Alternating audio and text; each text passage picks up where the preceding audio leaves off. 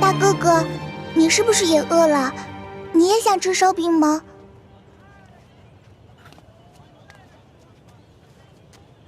小妹妹，哥哥不饿，是哥哥的妹妹饿了。你能把这张白面烧饼分给哥哥一半吗？等将来，哥哥一定还你10张肉饼。真的，你没骗我。真的，我没骗你。好吧，我相信你。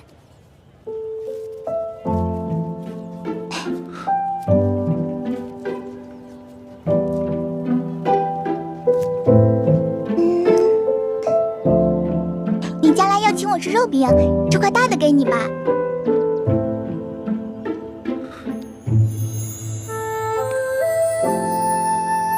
小妹妹，你真好。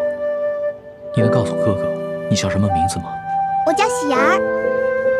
喜儿，真好听。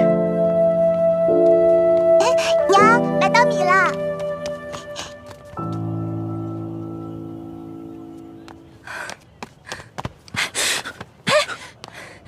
哪来的没脸的东西，居然敢骗一个小孩子的烧饼！这个烧饼可是我当罗培家的银簪子才换来的，居然被你骗去一半。这个大嫂，我没有骗你，我只是暂时落了难。等我回家有了钱，我一定还给你10张烧饼。还？你骗谁呢？这年头，休说你一个叫花子，就连官府都不讲信用。说好的每人每户1两银子1担米，结果呢？只是给了这么点发了霉的陈年糙米。你们淮阴县也是如此吗？哪年赈灾不是如此？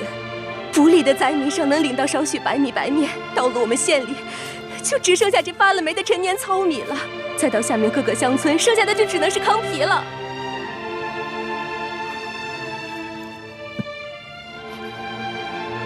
哎呀，喜儿，以后可不能这么傻了。这些人都是骗子，骗你的。喜儿，你一定要相信哥哥，哥哥将来一定会还给你10张肉饼的。我呸！还不快滚！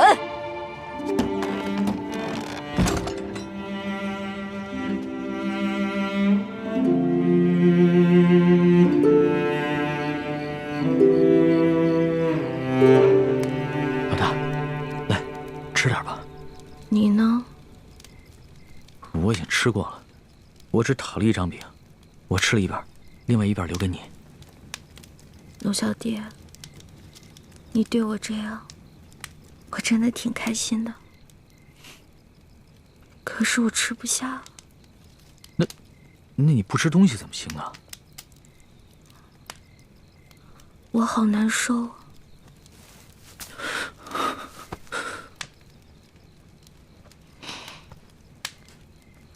龙小弟，我这个老大可能要先行一步了。别说胡话，咱们2个可是拜过把子的，说好了要难同党，同生共死的，所以为了我，你一定要撑下去。我尽力吧。你知道我最怕什么吗？第一是恶，第2是丑，第3就是死。龙小弟，我也好想陪你回京城。可以的。我还想去收那些你欠我的利息呢。放心吧，人不死，账不烂，你一定好好撑着。要是你不在了，我赖账了怎么办？你不会赖账的，你还会整顿吏治，革除疾病，让老百姓过上好日子。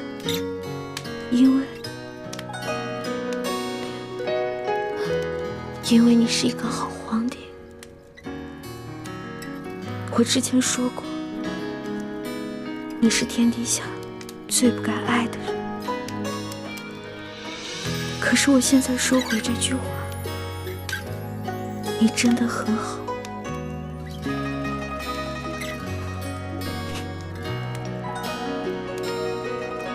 谢谢，谢谢你，老大，谢谢。所以你一定要撑住，一定要撑住，撑住来监督我。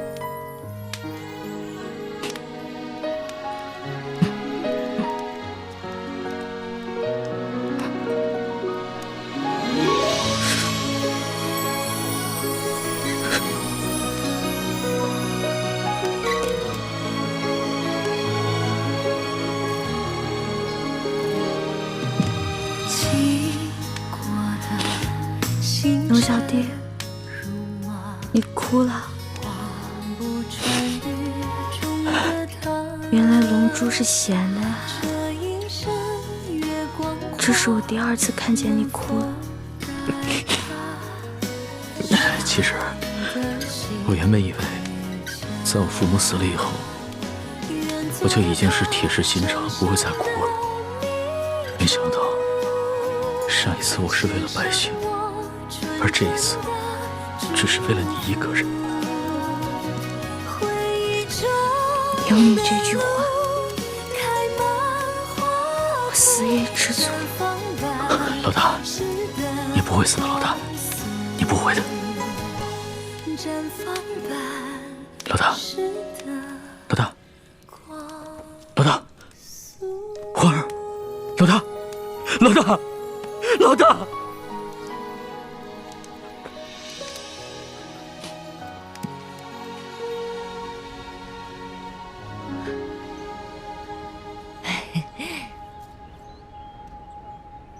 掌柜的，咱们可是说好了啊，这个金镯子我只是暂时抵押在你这儿，你一定要好好保管，改日我一定会赎回来的。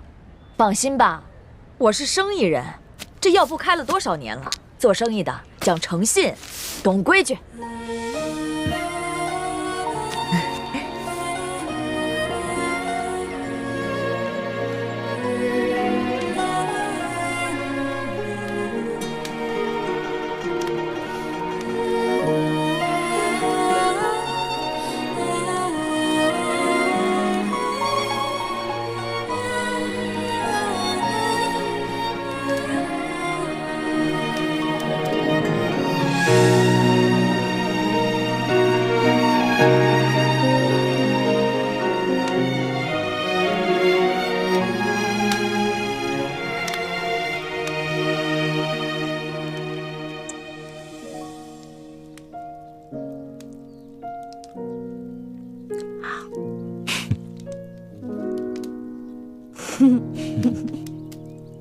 傻死了，你干嘛一直看着我笑啊？在这种穷乡僻壤的地方，我都快愁死了。我本来也快愁死了，但是看到你伤有好转，我觉得特别开心，就是想笑。你知不知道，这次你整整昏迷了3天，我都快绝望了。本来呢，我都到阎王爷那儿去报道了，结果阎王爷说：“哇，这个小姑娘太能吃了，养不了你，回去吧，回去吧。”我就被遣送回来了，继续祸害你来了。你只是第一次帮我缝了衣服，戳破了手，我可是把太多第一次都给你了。打水、烧火、煎药、收拾屋子、偷人家地瓜，还有帮你清理伤口。我就知道你会说这句不正经的话。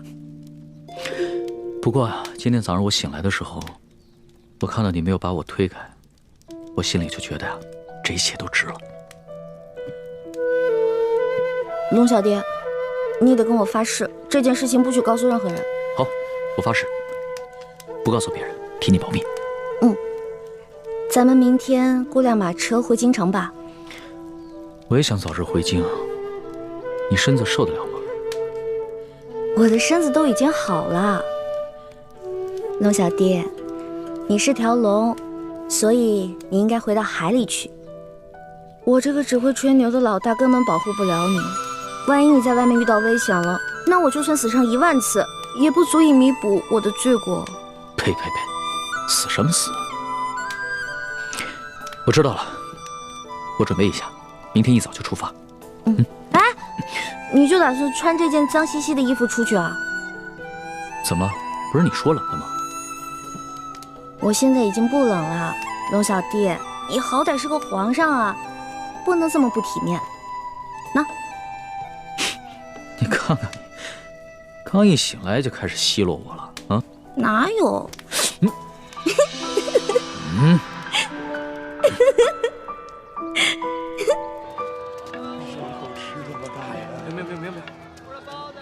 客官，您的药都包好了，来，您拿好。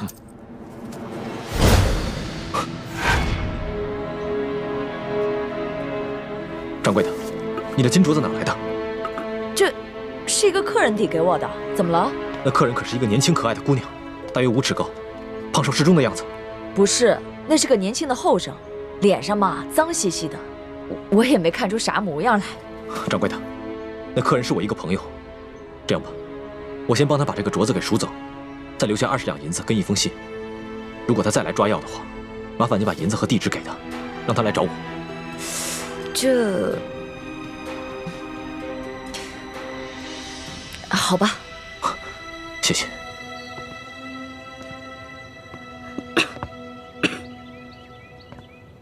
龙小弟怎么还不回来？是不是发生什么意外了？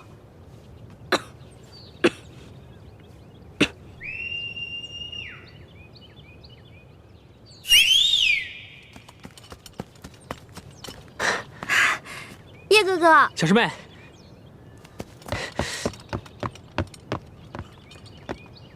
叶哥哥，你怎么才来啊？我早就来了，这几天我四处寻你，可我发出的讯号，你为什么一直不给我回应啊？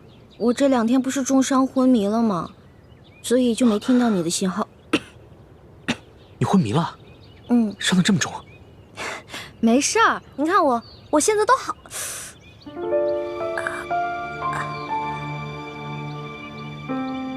所以这些天，一直都是康熙在照顾你，给你洗伤换药。哦，嗯。好了，外面风大，我们进屋说吧。好，进来吧。快进来，坐。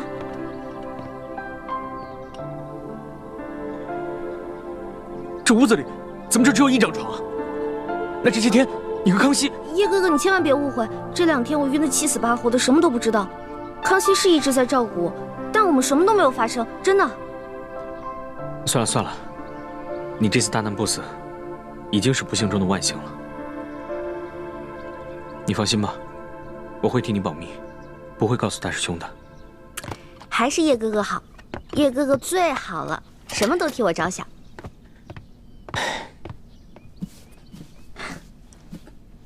喏，给你，这次别再弄丢了。这个金镯子怎么会在你这儿？不是龙小弟给当在药铺了吗？淮阴县本来就不大，整个县里只有1家药铺。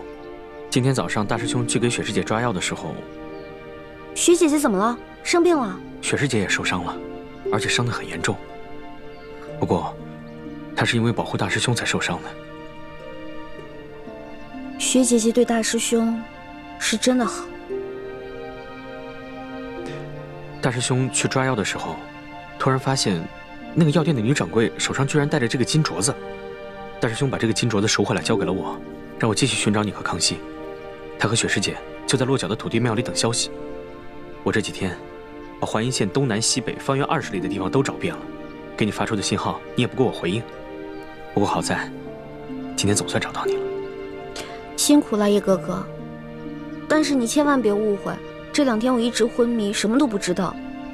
我们身上实在是没钱了，所以龙小弟为了救我的命，才把这个金镯子给当的，给我换药。你不会生我气吧？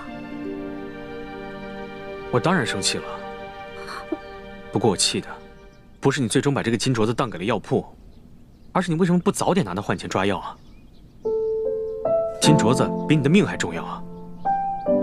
我不是怕我当了以后让你伤心吗？有你这句话，我就很知足了。哎，叶哥哥，天马上就要黑了，你赶紧走吧，不然等龙小弟回来该看见你了。好，那我现在就去告诉大师兄，让他和雪师姐来找你会合。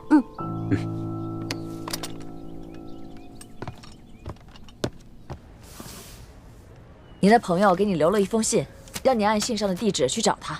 谢谢掌柜。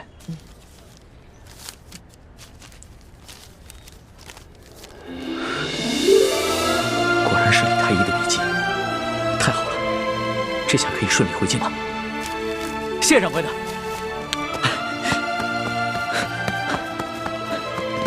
哎，小哥，小哥，我想请问一下，这10里铺的土地庙怎么走啊？前面转个弯就到。不过这土地庙出事儿了。出什么事儿了？就在1炷香前，一大堆官兵过去，说是捉拿什么通缉要犯。我劝你啊，还是别去了。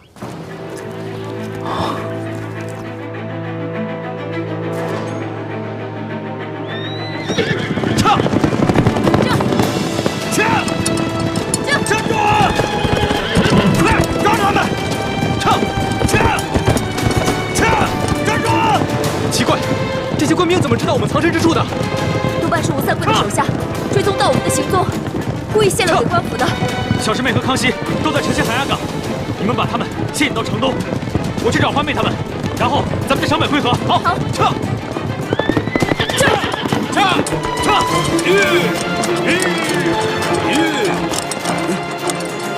这2个才是通缉令上的要犯，不要中了调虎离山之计。追！撤！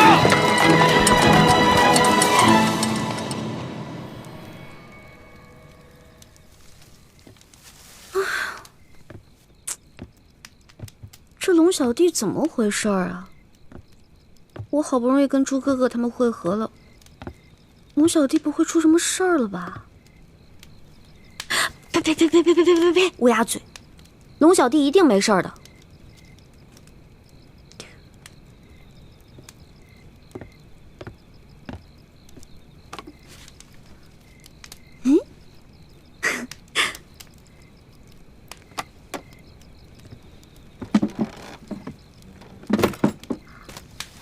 孔明灯哎！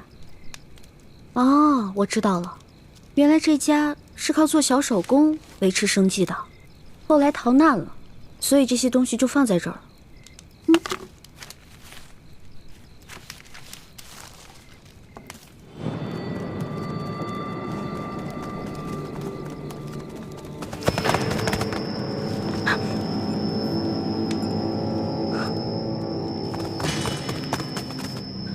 我的伤还没好，跑不了太长时间，必须在短时间内甩掉他们，找个地方藏身，才有可能逃脱。屋里只有那个丫头在，记着留活口，只要有她在咱们手上，她哥哥武功再高，咱们也不怕了。是，走。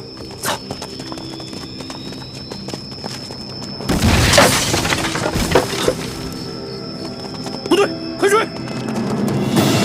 这边，快！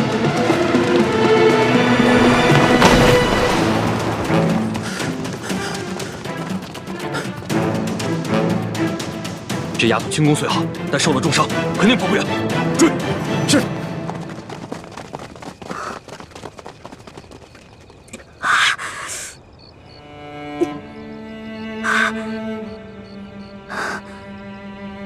一环，别怕，你一个人逃了，只回了一个李一环。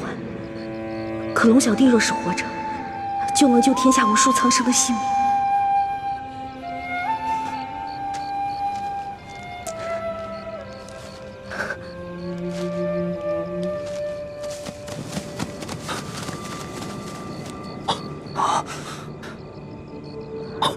你们看，他在给龙三报信，快发暗器把孔明灯射下来。不行，这狗有巡查暗器都射不到。先抓住那丫头，走。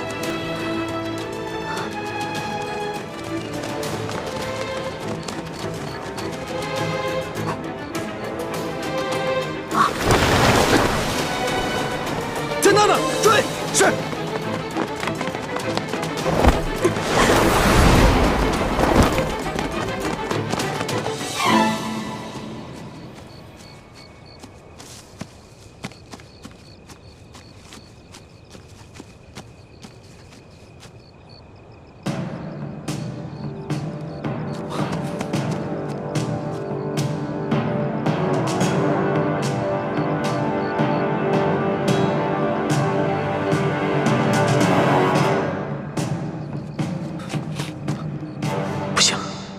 我走了一婚怎么办？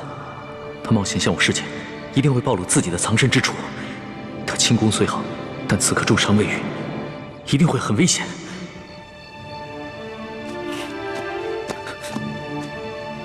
可是我回去也救不了易欢，反而会把自己也搭进去。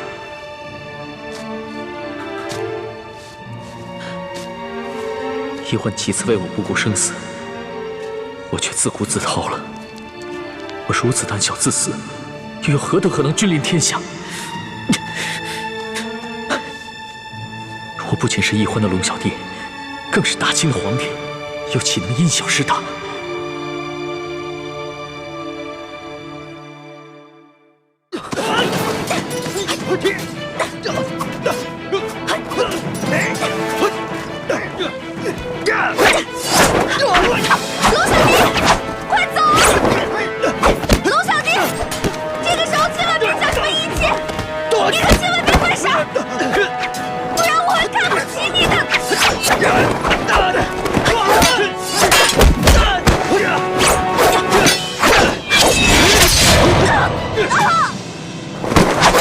死丫头，轻功那么好，武功却平平。现在我刺伤了你的脚，看你怎么跑！带走。是。起来。龙小弟，你快逃！千万别管我！快逃啊！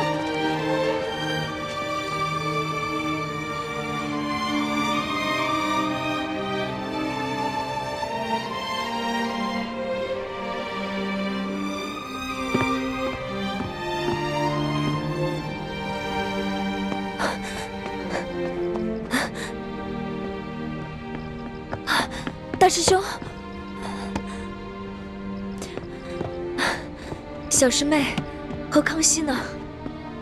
看来他们已经离开了。只有一张床。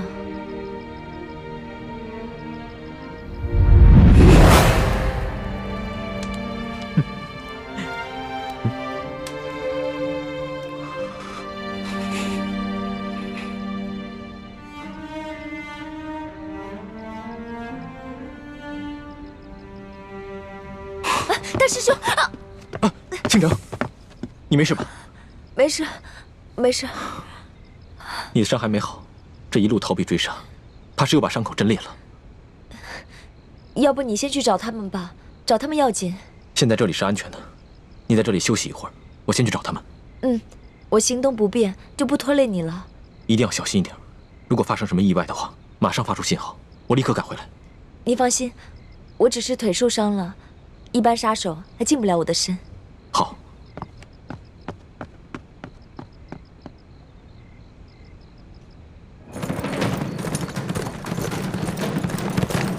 唱。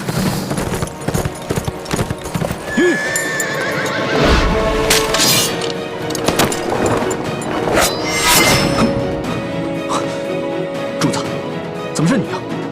易欢呢？就易欢。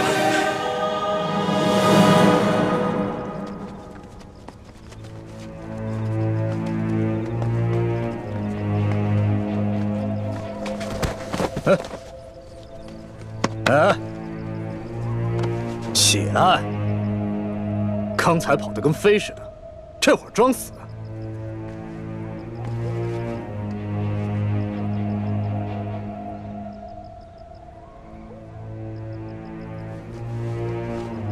他不是装的，他本就受了重伤，还未痊愈，刚才又中了你一刀，所以才会虚脱昏厥。老大呀，这丫头真俊。反正二公子说了，把龙塞他们一行人全部杀掉。不如咱们先……不行，咱们不是他哥哥的对手啊，还得留着他设套，抓他哥哥呢。哎呀，咱们只是玩玩嘛，尽量怜香惜玉点，别弄死他就行了。也好，老子也实在忍不住了。拿着刀。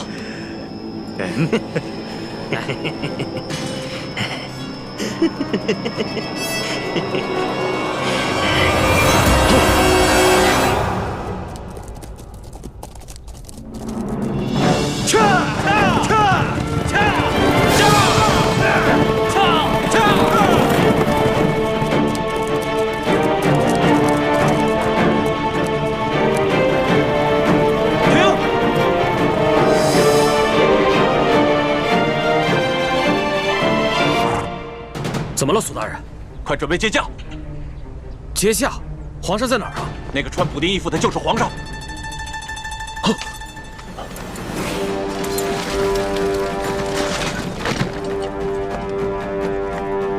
参见皇上。皇上，奴才救驾来迟，请皇上恕罪。你要是再晚来几天，说不定朕就要去见先皇和太祖皇帝了。奴才罪该万死。皇上，索大人跟大塞在途中遇见不明身份匪徒的袭击，九死一生，才找到玉巴赞将军的军营。刚一到营门口，就因失血过多晕了过去，好不容易才死里逃生。他宣读了皇上的密旨之后，没顾伤好，就跟玉巴赞将军赶去山西太原，在途中遇见了奴才，得知了皇上已经启程返京，所以才一路追了下来。朕已经知道了，都起来吧。谢皇上。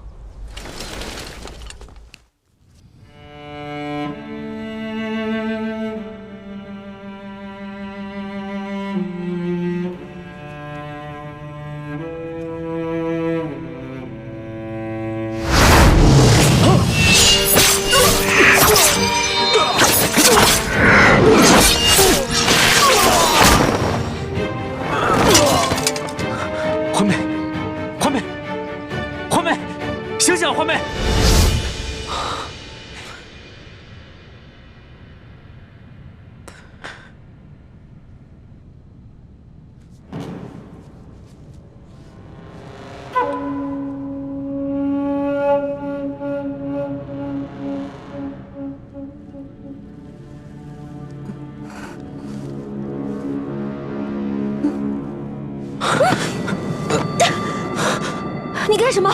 你干什么？我滚！小师妹，我走。小师妹，我也是一时冲昏了头，情不自禁。情不自禁？你还有没有一点廉耻心？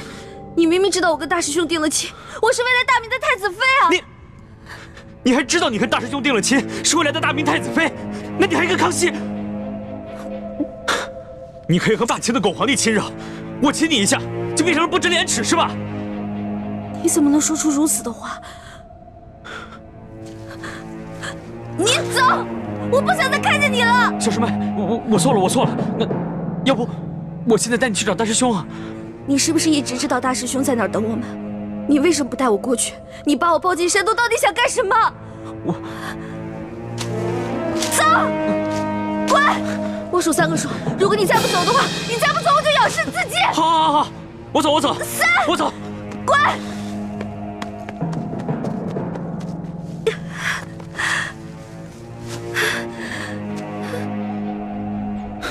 这都3天了，李欢怎么还没有消息？都没有。那些黑衣人不像是刘德昭的手下，而像是吴三桂花重金聘请的江湖流寇，身份不明，很难追查。眼下还没有证据证明那些黑衣人是受吴三桂所指使。吴三桂只知道龙三是普通钦差，而不是朕。如果他知道的话，只怕易欢会更加危险。所以，你们一定要守口如瓶。皇上，请您放心，奴才已经吩咐下去，任何人不得泄露消息。其二，为了避免打草惊蛇、危及圣安，奴才及手下将士未惊动地方官府，而只是秘密行军。你做得很好。皇上，那这刘德昭该如何处置啊？刘德昭乃胆大包天之徒，岂会束手待毙？若能逼得他叛乱，岂不是好？皇上，刘德昭居然敢下令通缉皇上，害得皇上九死一生，更害得臣妹生死未卜。臣恳求皇上立刻下旨，将其处以极刑，灭其九族。这个刘德昭纵然将他挫骨扬灰，也难消朕的心头之恨。臣愿意传旨问罪，捉拿刘德昭，为皇上分忧，为臣妹报仇。这刘德昭，毕竟在山西经营多年，若这么明旨问罪的话，让他知道了朕便是龙三，龙三便是朕，只怕他会狗急跳墙，联合众多的涉案地方官员起兵叛乱。纵然起兵叛乱，也成不了气候。玉巴赞手下都是以夷敌十的8旗精锐，一定能把他们收拾干净。皇上，奴才愿立下军令状，替刘德昭的人头来见。不必了。犯下滔天大罪的只是刘德昭等贪官，他手底下的官兵也是我大清的子民，又何必激起兵变，徒生内耗？皇上，那您的意思是？刘德昭此时啊，一定知道龙三被玉八赞给接走了，他一定会心虚。如果朕所料不差，他弹劾龙三的折子已经在快马送往京城的路上。待朕回京之后，朕派一个老成持重的官员去接见刘德昭，就说他和龙三互相弹劾的折子，朕都已经看到了，朕不能偏听偏信，要宣他进京，和龙三当面对质。哎呦，哈哈哈！皇上，您这可太英明了。想那刘德昭自是手里面有假圣旨、假玉玺，他必定想侥幸最后一搏，这样，他很可能会老老实实的进京来对质，到时候我们便可不费一兵一卒，让他自投罗网。想不到他经历了如此大病，受了那么多此前从未受过的屈辱，还能如此冷静。若换了我，只怕会亲自率兵去捉拿刘德昭，一块凶夷。又如此强敌，我要光复大明，谈何容易？皇上，既然如此，那就请皇上尽快起驾回京吧。眼下奕欢还生死未卜，朕放心不下。是啊，皇上，世淑姑娘是下落不明，可是您留在这山西，那也没有什么益处啊。建清，你快告诉我，奕欢是不是已经……我不会再也见不到奕欢了吧？叔父放心，奕欢不会有事的。啊？难道你已经有了奕欢的下落了，只是瞒着皇上？虽然没有十足的把握，但是也发现了一个关键的线索，奕欢现在是安全的。那你为什么不赶快把他找回来呀？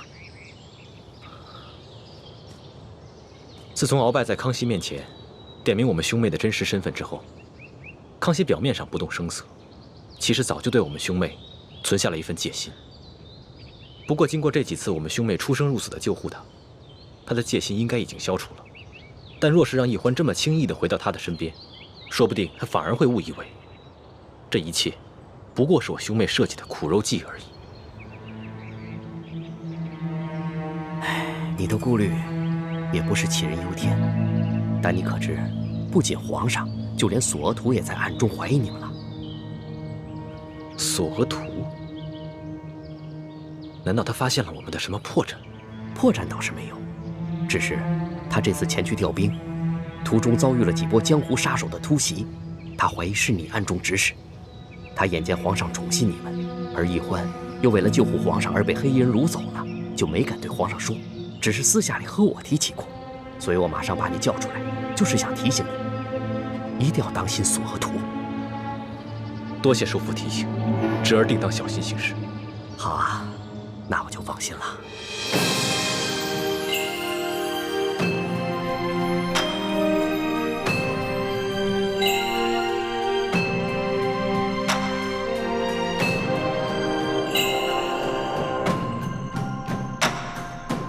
皇祖母，可是有皇上消息了。索额图派人送来了密奏，他跟玉八赞已经顺利的接驾，皇上平安无事。阿弥陀佛，妾身这悬着的一颗心，也总算是放下来了。不过皇上目前不想回京。为何？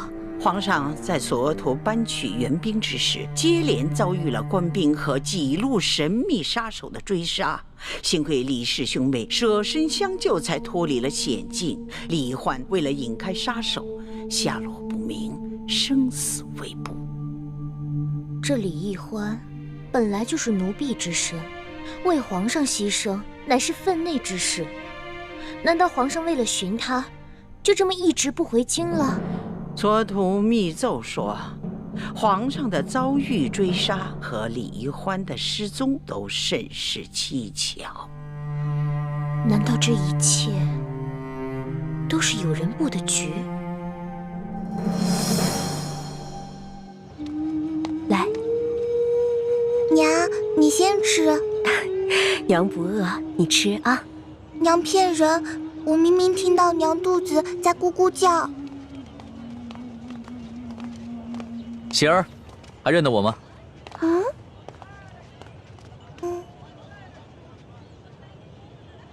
哦，大哥哥是你呀！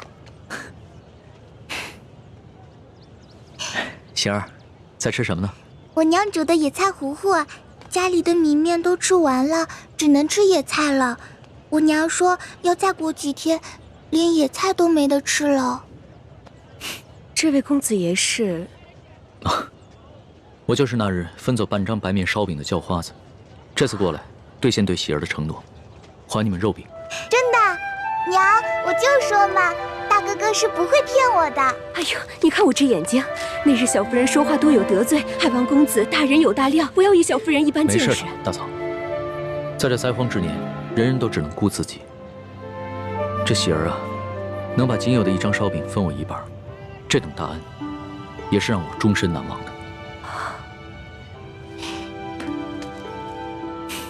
来，啊，肉饼，整整10张肉饼，赶紧吃吧。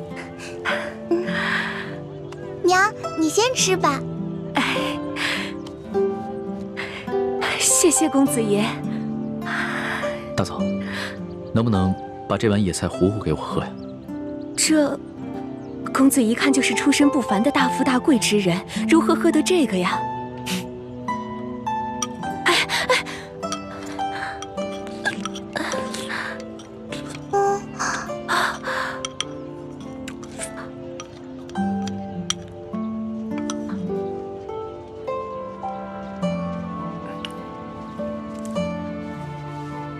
大嫂，这是周钱。这可如何使得？没事，收下吧，这是我欠你们的。相信我，很快朝廷就有新的赈灾措施下来，到时候就再也没有人能骗得了你们了。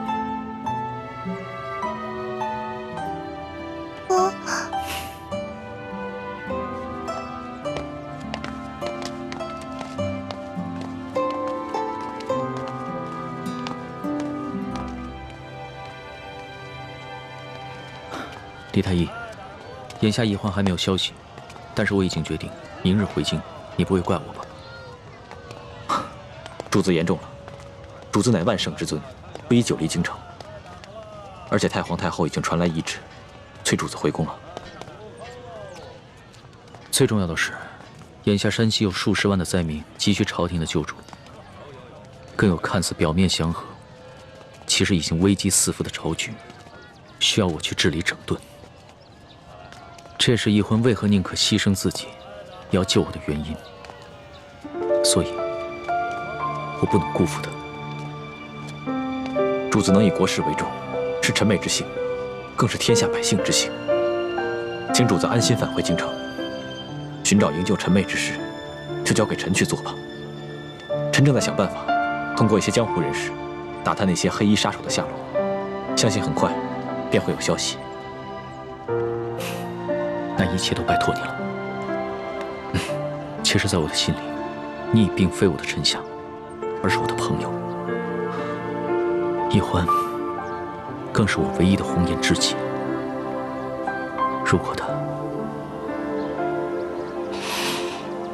那将是我穷尽终生都无法弥补的遗憾。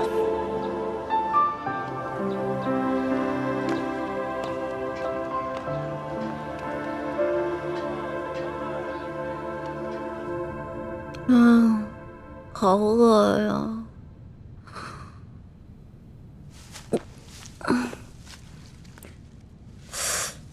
伤也好的差不多了，要不然出去找点吃的。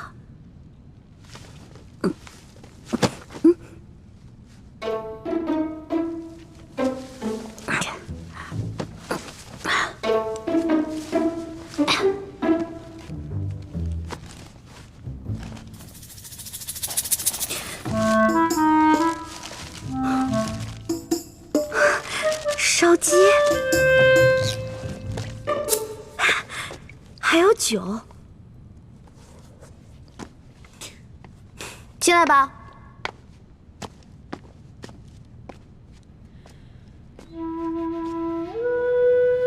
我不是说让你滚了吗？我滚了，我真的滚了。可是你的伤没好，我不放心你。而且我算了一下，我留给你的水啊、干粮还有药，你差不多也应该吃完了，所以我就又回来了。你如果真的关心我，就应该把我的行踪告诉朱哥哥，让他来接我。没脸见他。我前不久做了一个很怪的梦，我梦见有个人跟我开玩笑，我推开他，还让他滚。不过现在我的伤好的差不多了，那个怪梦我也都忘了。真的啊？哎，不好的梦，忘了就忘了吧。但是下不为例。快吃吧。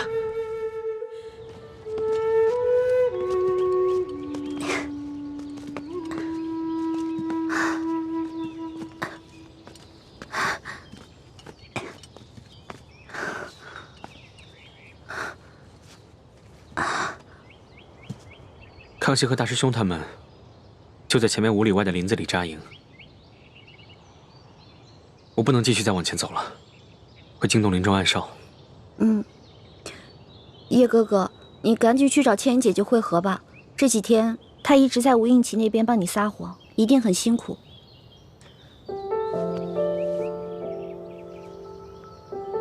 信号弹你拿着，等我走了以后再放。我不想和大师兄碰面。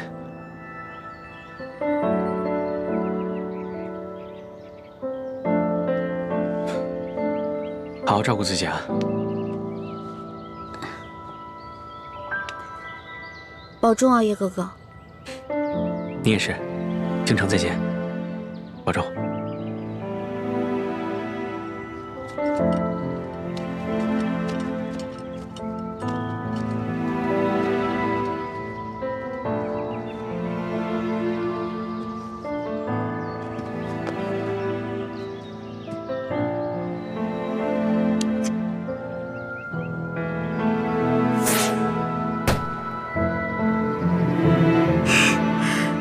放了这个信号弹，朱哥哥就能看到我了。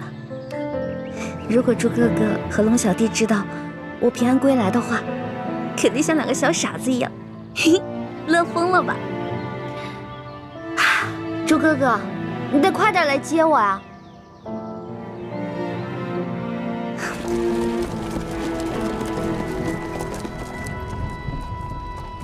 文心，你的伤怎么样了？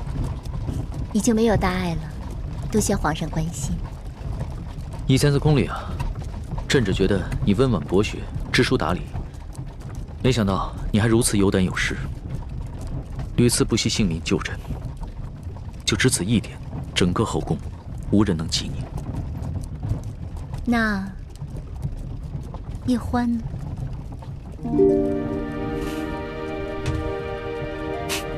叶欢他也是朕的知己，朕也想将他纳入后宫，只不过他始终都咬定不肯，而且他已经许配过人了。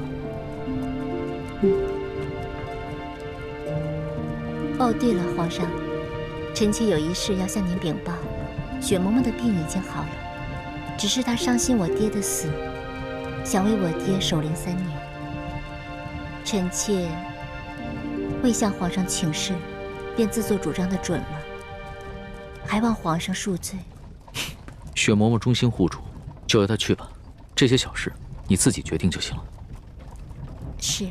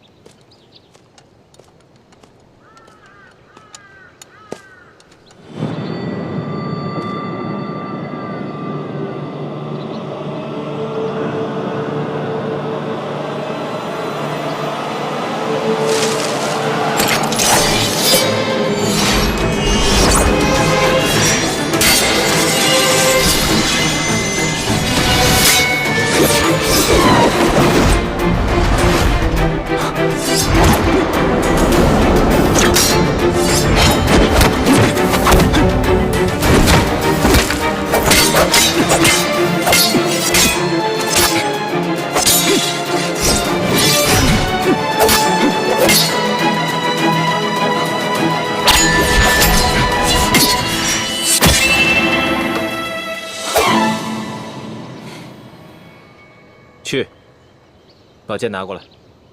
再来。不必了。论武功，从小到大我从未赢过你。不只是武功，其他任何方面，你也永远赢不了我。是，我永远都比不上你，从身份到能力。那你还痴心妄想，跟我抢一欢，自不量力。大师兄，你误会了，我从未想过和你抢小师妹。幻妹是不是在你手上？我今天早上就把她送回清军营地了，你没见到她吗？她能平安回来就好。这几天，我一直四处寻找你们，没有在营地里。你怎么知道？是我救的一欢。那夜，我找到康熙以后，就去追踪那批黑衣人的下落。结果发现，他们全都被人一剑毙命。你的剑法我再了解不过了，就知道是你及时赶到，救下了一欢。可我还是去得晚了一步。小师妹的脚被他们给刺伤了，失血过多，已经昏了过去。我只好找了一个安全的地方给她疗伤。既然这样，你为什么不送她回来？也没有给我发信号。我给你们发了那么多信号，你居然一个都没有回应我。不要给自己找借口。是男人，就要敢做敢当。好，我敢做敢当，是因为我太久都没有见到小师妹了。好不容易见到她，我不想那么快就跟她分开。我只是想好好照顾她几日。真的只想照顾她几日这么简单？大师兄，你这么说，侮辱了我这个师弟不要紧，你还侮辱了一欢，更侮辱了你自己。好，我暂且相信你。不过你给我记住了，注意自己的身份，否则我绝不饶你。其实你不必像防贼一样的防着我，我对小师妹的心伤不了你，倒是小师妹的心。她的心怎么了？大师兄又何必自欺欺人呢？小师妹虽然武功平平，但如果就论轻功来说，连大师兄你也要甘拜下风。她是为谁预先的？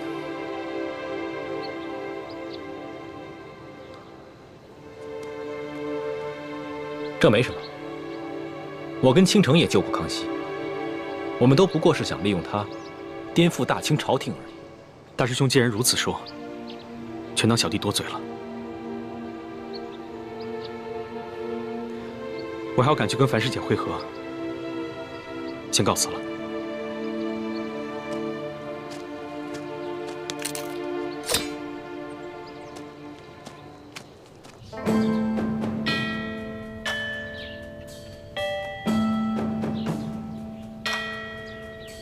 皇上离宫月余了，若是没什么意外，也该回宫了。妾身心里也是这般想的，今儿一早很早就醒了，就盼着皇上能早点回宫。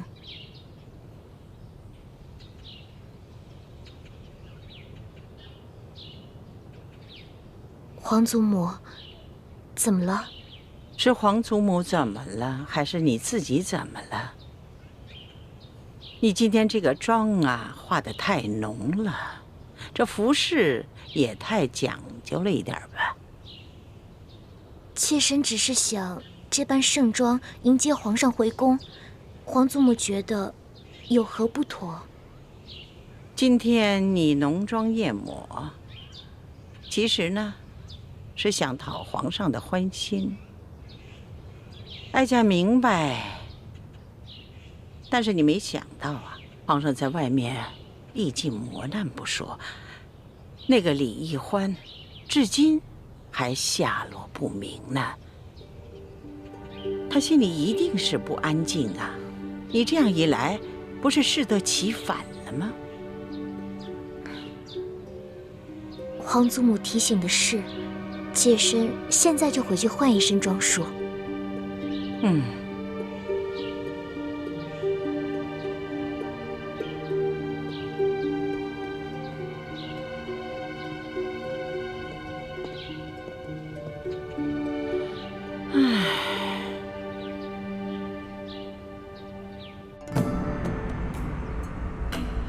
孙儿给皇祖母请安。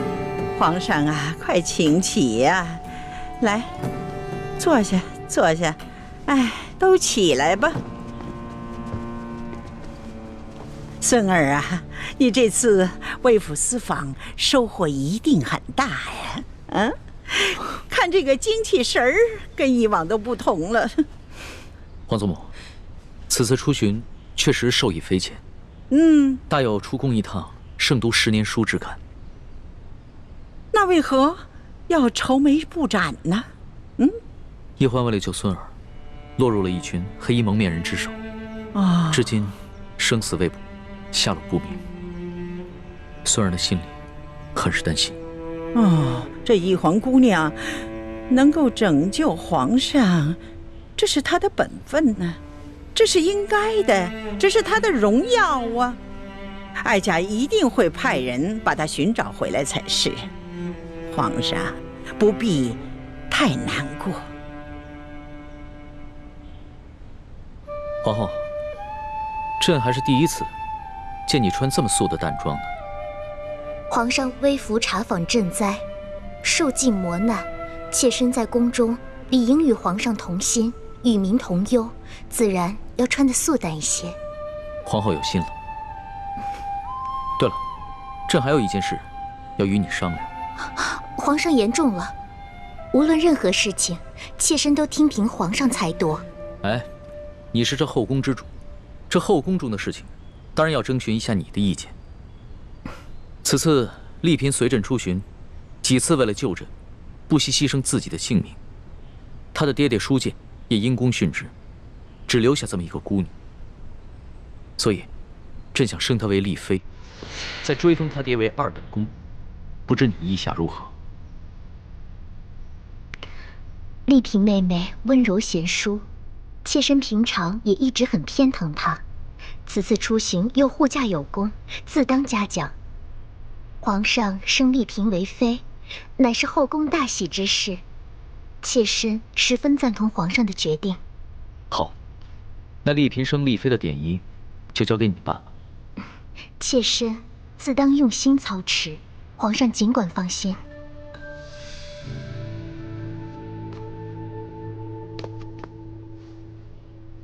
李公公，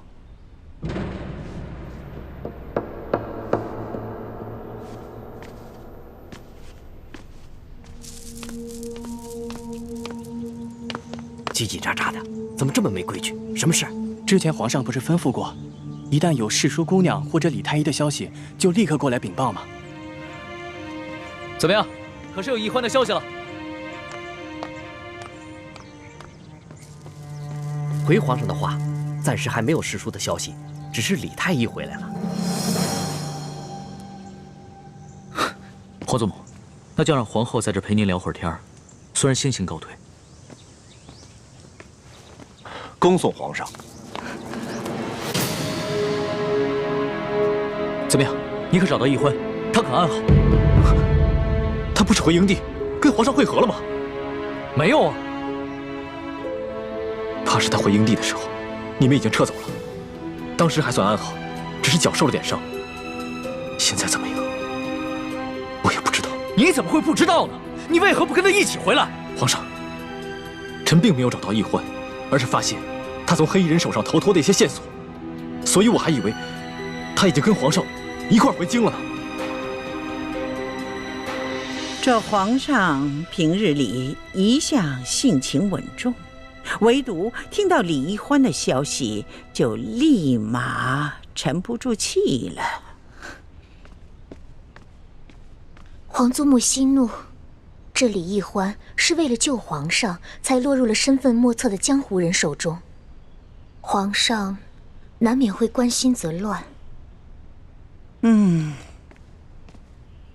是啊，太皇太后，这些江湖杀手的来历，的确是有些蹊跷。有何蹊跷？奴才去搬救兵的途中，也遇到了几波这样的江湖杀手，而且这帮江湖杀手对奴才的行踪那是了如指掌，而刺杀皇上的这帮杀手，他们对皇上的行踪也是了如指掌，这就说明皇上的身边可能有内奸。啊！皇上此行所带的30名侍卫，全都是三叔亲自挑选的8旗子弟，那自然不可能是内奸。李公公自幼入宫，在宫中服侍了30年，服侍了3代君王，自然也不可能是内奸。难道这内奸是这李氏兄妹？他们几次救护皇上，还有这李易欢被掳失踪，难道都是假的？宁愿受这苦肉计？李德福，哎，老奴才，这一次你一直是跟着皇上啊。这索额图调兵之后，你一直是在皇上身边，你有什么发现？回太皇太后，奴才没有发现李氏兄妹有什么异常。至于那些江湖杀手，奴才倒是听皇上说过，好像是平西王的手下。这些杀手跟刺杀书剑、抢走金钥匙的那帮盗匪，似乎是同一拨人。吴三桂，这也有可能。难道这李氏兄妹是吴三桂的人吗？依奴才一路上的观察，没有发现这李氏兄妹跟吴三桂有什么瓜葛。太皇太后，在没有确凿的证据之前，恐怕还不宜妄下论断。奴才所说的这一切，也都是奴才个人的一个猜测，还请太皇太后把这些话都放在自己的心里，千万不要对皇上提起来，否则这皇上又要怪奴才在这多嘴了。放心吧，哀家自有分寸。这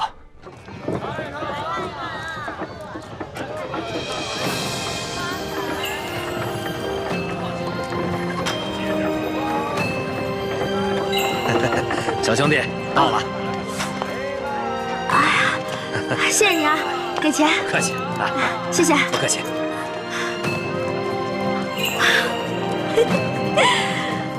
我终于回来了，猪哥哥、龙小弟，你们都想死我了吧？这就是一车稻子，赶紧给我做一桌好吃的，迎接我吧！哎呀！大人，这有刀，抓起来！别动，别动！放开我！别动！那小子跟他是一伙的，抓起来！国父万大明，大明万岁！别动！哎，你们干什么？你们抓错人了！我不认识他，我腿脚不好，我搭车的，我跟他不是一伙儿。那你跑什么呀？我看你抓乱党，我害怕，我就跑了。对，那小兄弟说的没错，他就搭我的顺路车，你们休得冤枉他！啊！你越是着急撇清，爷我心里就越明白。带走！哎，我不是，你给我老实点！还敢说你不是乱党？寻常女子哪会女扮男装、掩人耳目的？给我一起带走！不冤枉！走！哎呀，我自己会走。大人，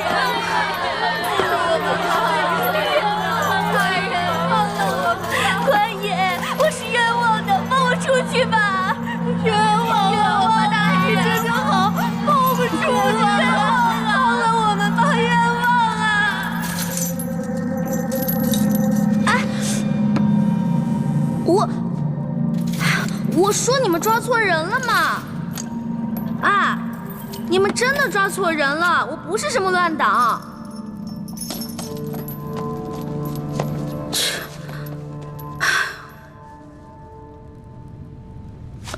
啊，你们都是乱党啊？我不是，我家是开馒头店的。有一天，官爷到我们店里抓走2个工人，说他们是反清复明的乱党，还说我是他们的同伙。任我百般辩解，他们就是不信。我也不是啊，我家邻居出了个乱党，官爷就把我邻居全家还有相邻的几户人家全都抓走了。我就更冤枉了，我只不过是看附近菜市有一个老乞丐挺可怜，我就时常接济他，没想到那个老乞丐居然是乱党，官爷就说我资助乱党，不由分说的把我全家都给抓了。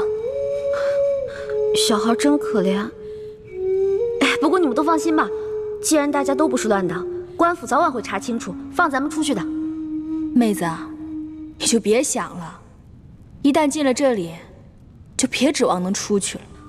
这些年到处闹乱党，京城闹得特别厉害，这顺天府尹就喜欢抓乱党。听说只有活抓进来的，没听说有活着放出去的。那他们总不能滥杀无辜吧？还不是为了钱吗？听说他们每抓一个乱党，都会获得不少封赏，按人头点，抓的乱党越多，封赏就越重。咱们呢，可都是他们的摇钱树。那他们这样冒领封赏、欺君罔上的，难道不怕皇上砍他们头吗？皇上高高在上的，不出深宫，又怎会知道这里的猫腻啊？更何况，就算他有所知晓，只怕宁愿错杀100，也不肯放过一个。咱们贱民的命啊，在皇上眼里，也不过如蝼蚁一般。不是的，皇上不是这样的，皇上很体恤百姓的，他是个好皇帝。小妹妹，你怎么知道皇上不是这样的？难道你见过皇上？没有。我们家之前有个亲戚在皇宫当差，他跟我说的。皇上若真是圣明天子，这下面的官爷又怎敢如此乱来啊？你们等着。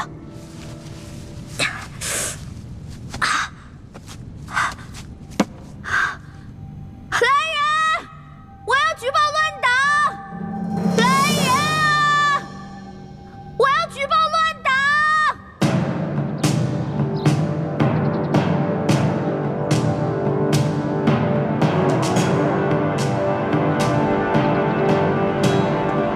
你说我们抓错了人，你不是乱党，是皇上身边的笔墨侍书李义欢。没错，大人，我是为了见大人，所以才骗狱卒说什么我要举报乱党，但根本没什么乱党，我也不是乱党，我是宫里的女官。臭丫头，你当本官是3岁小儿吗？这宫中哪来的笔墨侍书的女官职位？我本来是宫里的答应，笔墨侍书一职是皇上特意为我设置的。皇上特意为你设置了职位？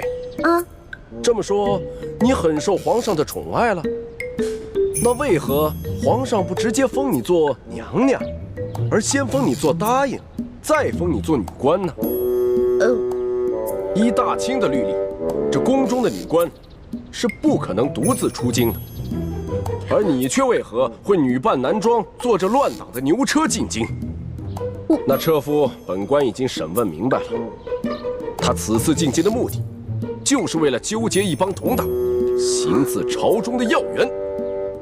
不是，误会了。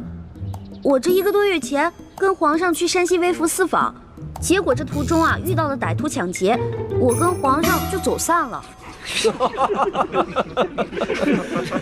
你们听听，难怪这臭丫头敢加入乱党，原来是一个无知无畏的疯丫头。皇上怎么可能去山西微服私访？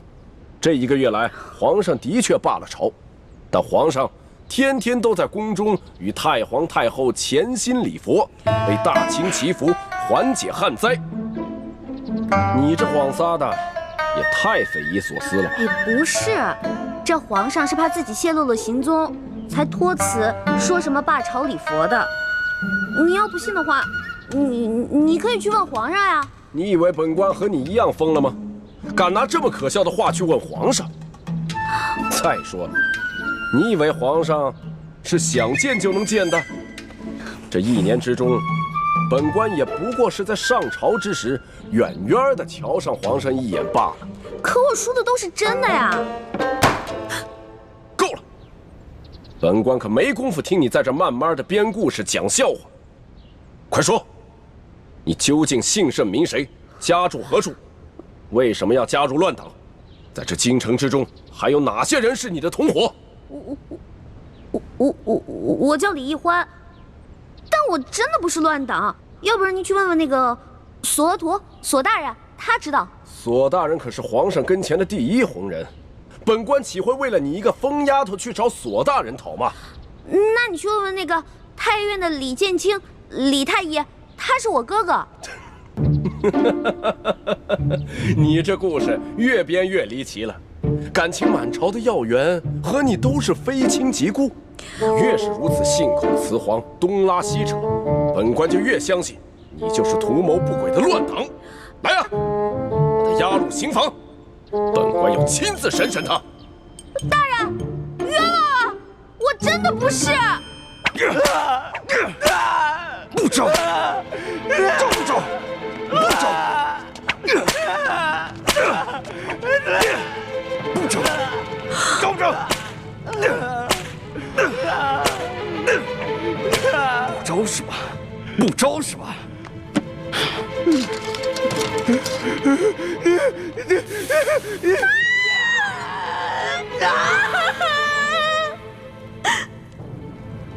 臭丫头，你现在是继续给本官讲故事呢，还是老老实实的把你的那些同伙都给供出来？我投降，我供，我供。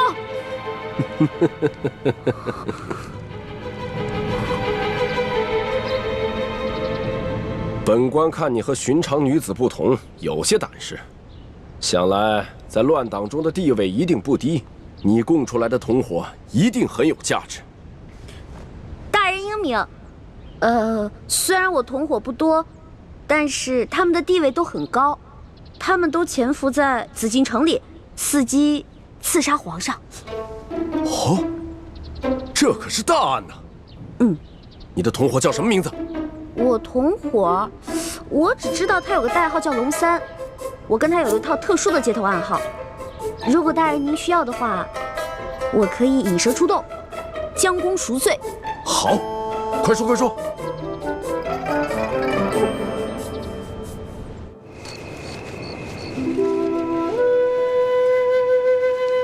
来，快点儿把这都点着，点着了以后都放上去。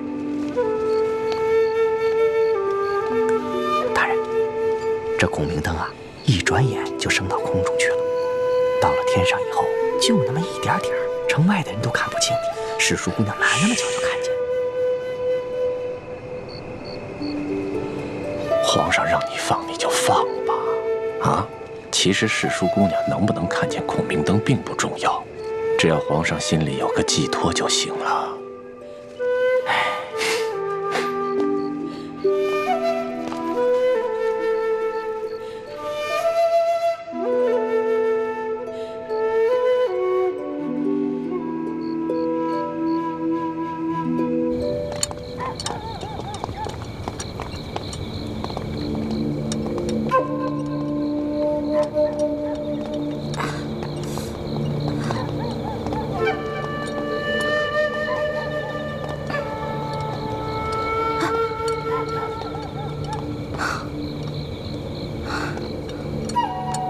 这放孔明灯，真的是你和龙三的接头信号？真的，这个龙三嘛，他在宫里潜伏着，所以他不可能时时刻刻盯着夜空看。这个孔明灯最好半刻钟放一次，越多越好。他只要看到了，肯定会来京城第1酒楼跟我会合的。好吧，本官就姑且信你一次。如果你敢骗我，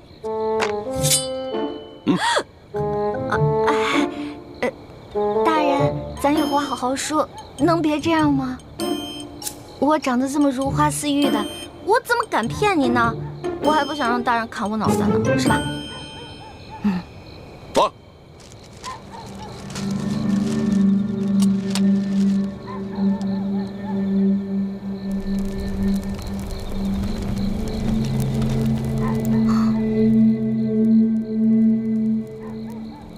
龙小弟、猪哥哥、雪姐姐、叔父，你们几个一定要没事了就多抬起头来瞧瞧夜空啊！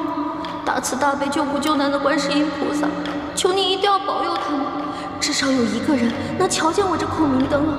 拜托了。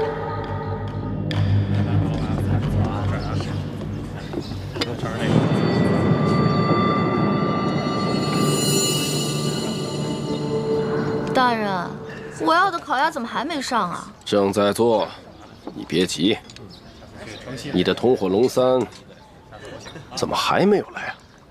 正在来，您别急。臭丫头，今天已经是第3天了。本官按你说的，在紫禁城东西南北几个门已经放了有3天的孔明灯了。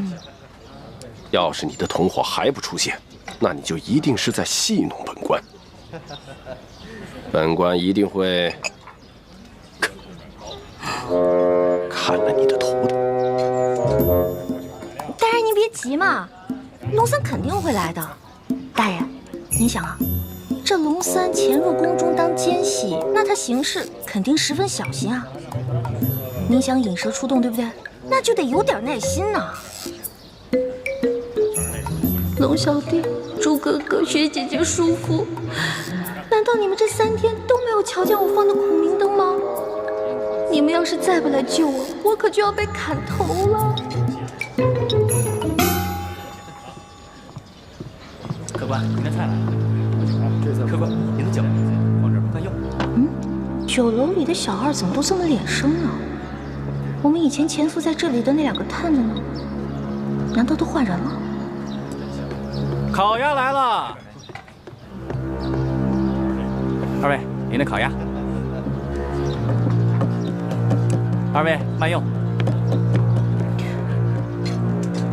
糟了，这个也不是我们的人。那我们安插的那2个人呢？难道今天全都轮班休息？你要的烤鸭已经到了。管他呢，先好好解解馋再说。万一真没办法送出消息，被这顺天福音砍了头，也不会是个饿死的。如果你将这只烤鸭吃完了，你的同伙还没来，那我就要将你这个小丫头给宰了，做一个烤全鸭吃。您放心吧，大人，他肯定会来的。您看，我吃这烤鸭是不是得配点酒啊？要不然您给我上一壶杏花春。你的名堂怎么这么多？不是名堂多呀。你想啊，你要是抓住了这个行刺皇上的反党，这得多大功啊！您赐我几口酒怎么了？没准我喝完酒，哎，那个龙三就来了呢。就先让你继续摆谱。若是龙三不到，小二，哎，再来一壶杏花春。好嘞。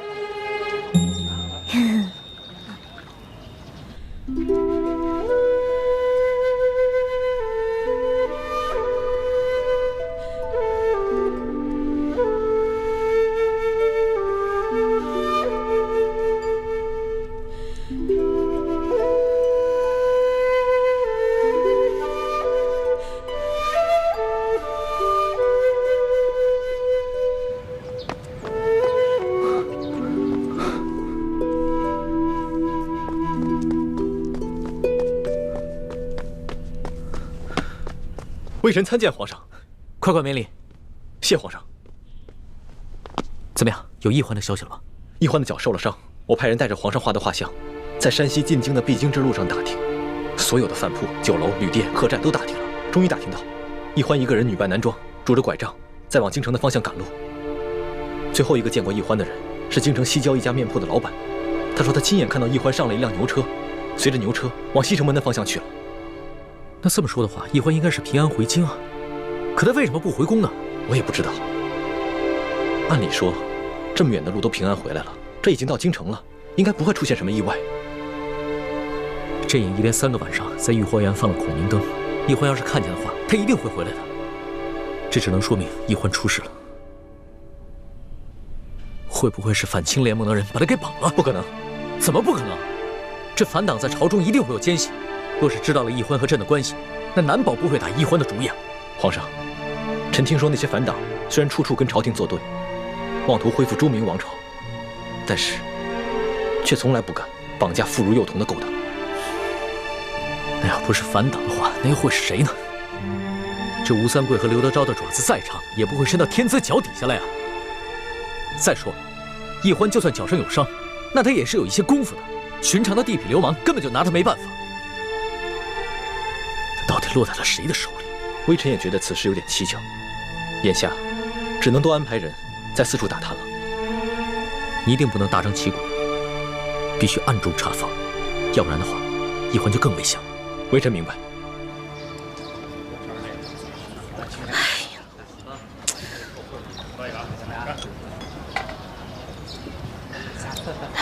丫头，你一只鸭子都快吃完了，人呢？您别急啊，这不还有一个鸭头没吃完吗？您放心吧，在鸭头吃完之前，它肯定会来的。可是这只鸭子你吃了2个时辰都没吃完，这分明是在拖延时间。冤枉啊！我只是刚才吃的太饱太撑了嘛。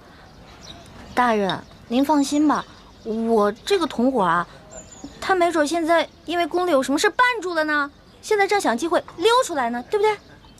反正您放心吧，他肯定会来，已经等了2个时辰了，那也不怕再等会儿吧，是吧？好，本官就最后再信你一次。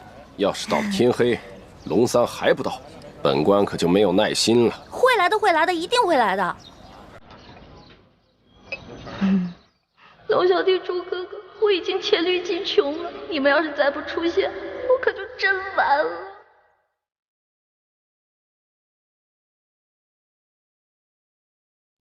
臭丫头，这天已经黑了，龙三还没有来，这下你还有什么可说的？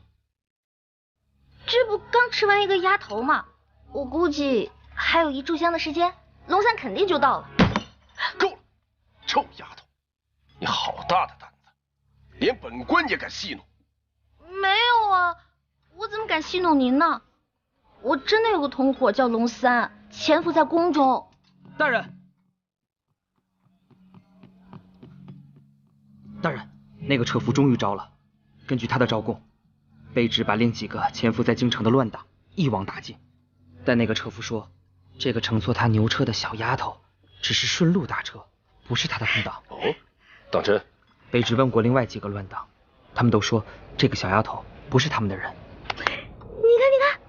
原来你果然在戏弄本官。大人，明明一开始我就说我不是乱党嘛，您说的呀，要打要杀的，所以我才胡乱招供的。可你一开始也没说实话，而且还敢冒充皇上身边的女官，那不是被吓糊涂了吗？我只好胡乱编瞎话了呗。现在好了，既然事情已经查清楚了，那是不是可以放小女子走啦？多谢大人。站住！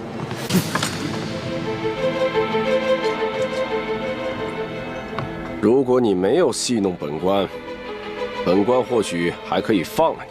可现在嘛，就算你不是乱党，多半也是江湖骗子。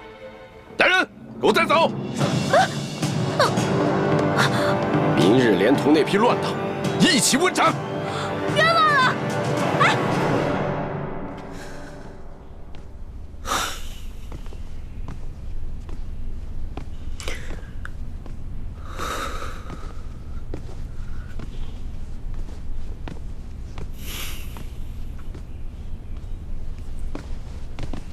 皇上，您不必担心，世淑姑娘吉人自有天相，一定不会有事的。可是朕的眼皮跳个不停，心里也有些发慌。朕总觉得一环好像遇到了什么危险。皇上，您这是关心则乱了。皇上，微臣参见皇上。起来吧。怎么样，有消息了吗？京城中有好多人都拾到了孔明灯，上面写着龙三出会地点。臣马上带着一环的画像去第1酒楼打探，终于打听到了陈妹的消息。原来他被顺天府尹甘国泰误当反党给抓了，现在已经押往刑场要问斩了。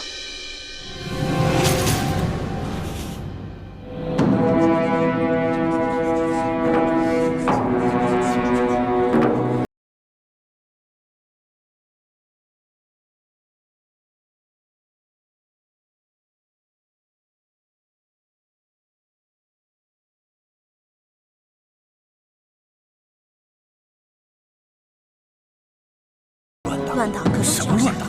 这呀，10有8九是被冤枉的。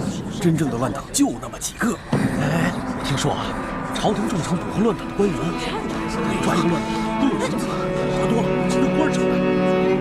原来如此，这辈子最对不起的人就是你了。从小你对我那么好，可我就知道欺负你。这下好了，以后再也没人欺负你了。你都不知道我怎么着就死了，我死了以后你千万别难过。你找一个嫂子，好好对她。我会在阴间祝福你们的。臭丫头，你嘀嘀咕咕说什么呢？还想耍什么把戏？大人，我真的没耍把戏，我之前真的没骗您。其实我说的那个同党根本不是我的同党，他是我的结拜兄弟龙三。我们俩结拜的时候说好了，虽然不能同年同月同日生，但愿同年同月同日死。可我这都要死了，他连最后一程都不来送我。龙三，我为你受了那么多的苦，我救了你那么多次命，你一次回报都没有。结果我这回京了，还糊里糊涂的把命给弄丢了。而你呢，就知道躲在宫殿里吃香的喝辣的，都不来找我，不来看我。龙三，我诅咒你，以后喝水塞牙，走路摔跤，除非你还清你欠我的所有利息为止。从现在开始，我李一欢跟你断绝结拜关系，以后我们再也不是兄弟了。好了，53刻已到，行刑！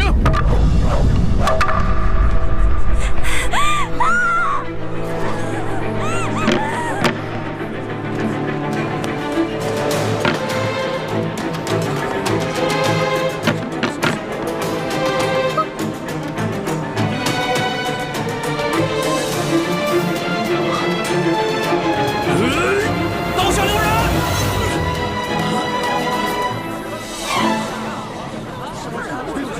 谁在喊刀下留人？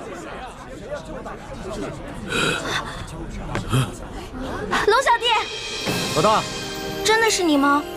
我没在做梦吧？我早就来了。你早就来了。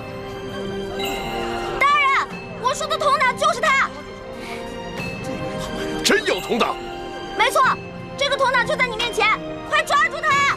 来啊，把这几个闹法场的给我绑了！大胆！我看你们谁敢动手！甘国泰，你这条疯狗，你老养昏花了啊！连我索图都不认识了。索大人，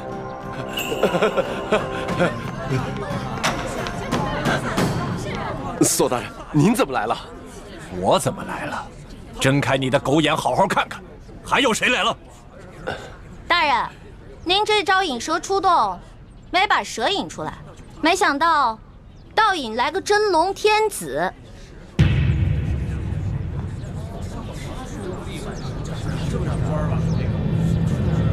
跪下！皇上！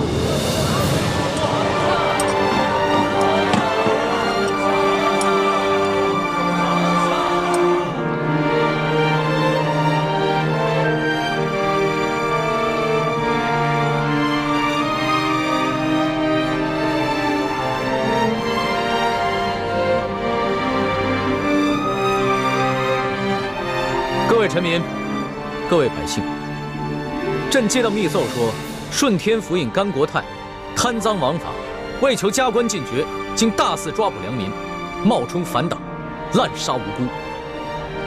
朕现在就下旨，对所有在押的乱党全部重新审理，无罪者当场释放，对过往同类案件也全部重新审查，如系冤案，全部平反，并由朝廷进行抚恤。皇上圣明！皇上圣明！皇上圣明！皇上圣明！今天虽然救下欢梅，还有其他几个联盟的兄弟，却又让康熙收获了民心。顺天府尹甘国泰贪赃枉法，草菅人命，证据俱在。来人啊，摘取他的顶戴花翎，移交刑部审理。这皇上饶命啊！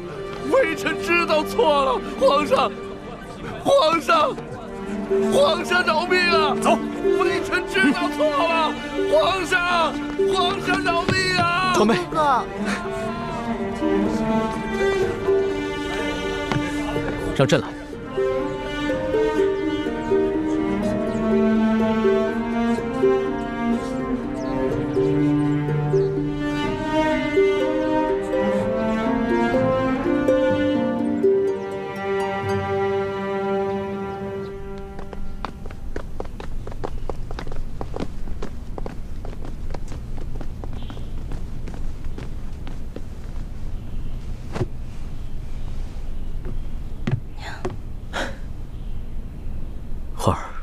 朕终于找到你了，你终于又活色生香的出现在朕的面前。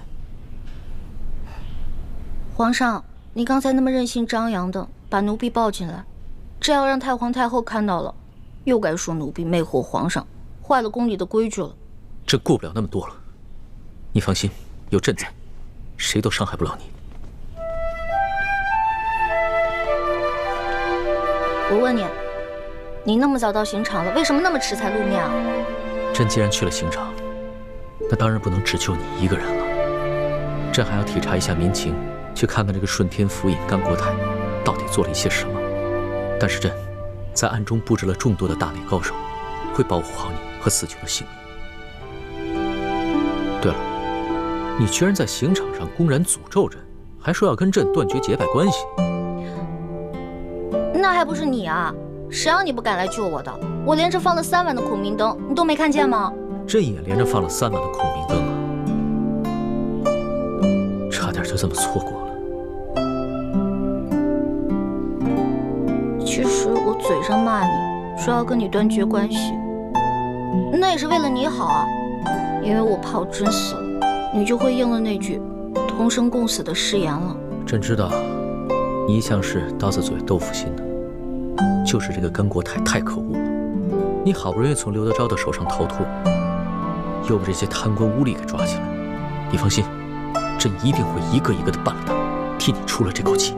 你不光要替我一个人出气，我只希望你可以记得在微服私访的时候你对我的承诺，整顿吏治，让全天下的老百姓过上好日子。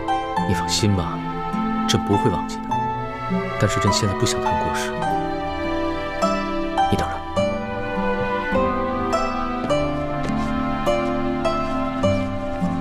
花儿，你看看，这是我。朕的画工怎么样？也就比我高那么一点点吧。朕还以为从此以后只能在画上见到你了。我也以为我永远都见不到你了，龙小弟。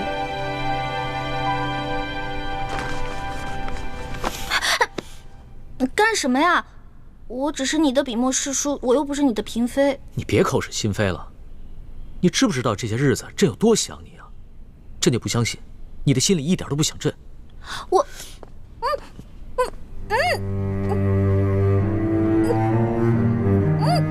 放开我！怎么了？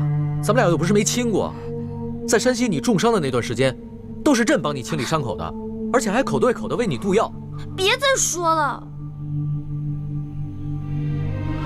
微臣参见皇上。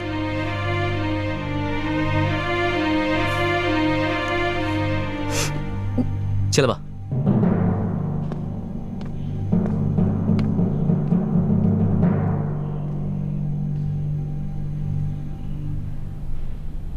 皇上，一环脚受了伤，还是容臣先为他治伤吧。行，你先给他看看脚伤吧。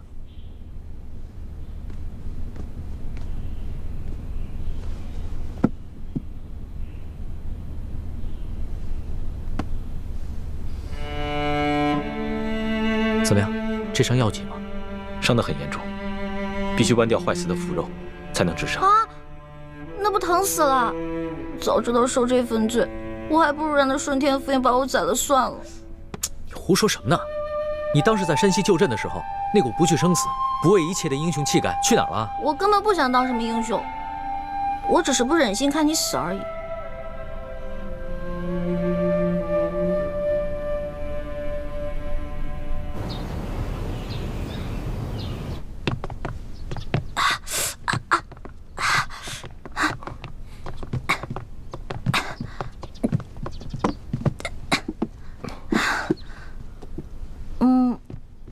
行了，我这没什么事儿了，你们先下去吧。是。朱哥哥，朱哥哥，我们节后重逢，你为何看上去那么不开心啊？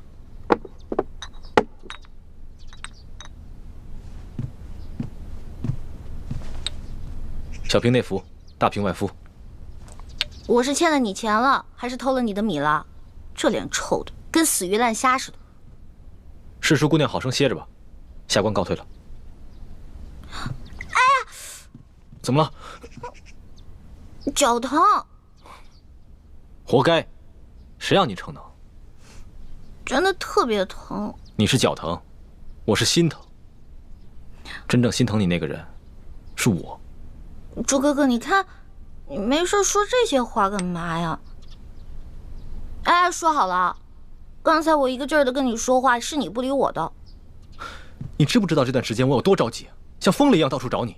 可你呢，居然愿意为了康熙这个狗皇帝，舍弃自己的性命。你知道我心里多难过吗？因为他是我的龙小弟，我们是结拜兄弟，他有难我肯定要去帮的。如果他换作是你，我也一定会不惜性命去救你的。原来，在你心里，他已经跟我一样重要了。你自然是要比他重要一些的。如果有一天我们兵戎相见，你会帮谁？我自然还是会帮你的，朱哥哥。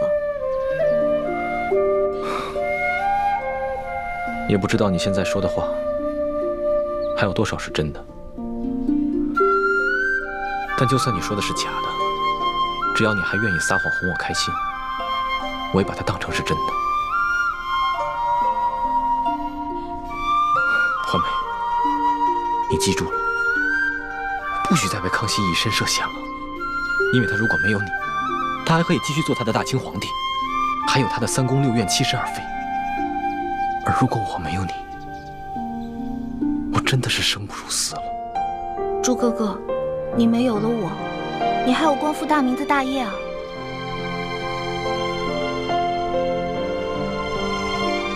光复大明是我此生最大的责任，可你却是我的命。